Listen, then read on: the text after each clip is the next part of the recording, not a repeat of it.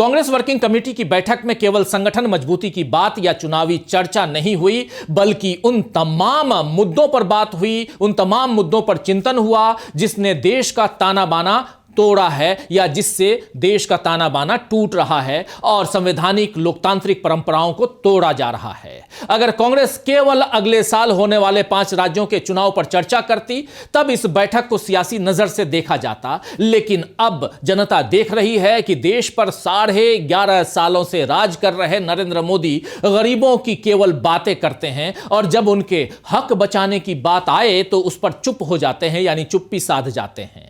अभी क्रिसमस पर ही देख लीजिए कि देश के कई राज्यों से खबरें आई कि चर्च के सामने उपद्रव हुए।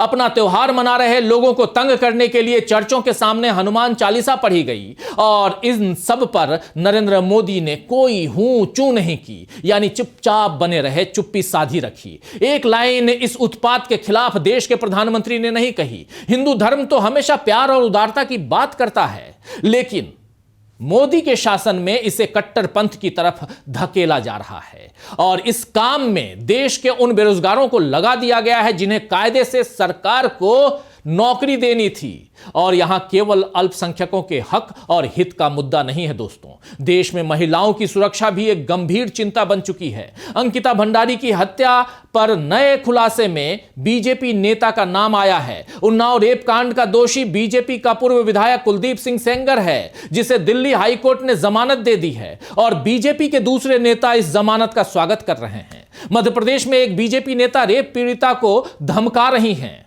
और ये सारी घटनाएं मोदी की आंखों के सामने हो रही हैं, फिर भी वो चुप हैं। अन्याय और अत्याचार के ऐसे ढेरों किस्से हैं, कहां तक गिनाया जाए। 100 बात की एक बात यह है दोस्तों कि संविधान की शपथ लेकर प्रधानमंत्री नरेंद्र मोदी, प्रधानमंत्री की कुर्सी पर बैठने वाले नरेंद्र मोदी कह लीजिए, वो अपना दायित्व नहीं निभा रहे हैं और जनता के धन से करोड़ों खर्च कर राष्ट्र प्रेरणा स्थल बना रहे हैं।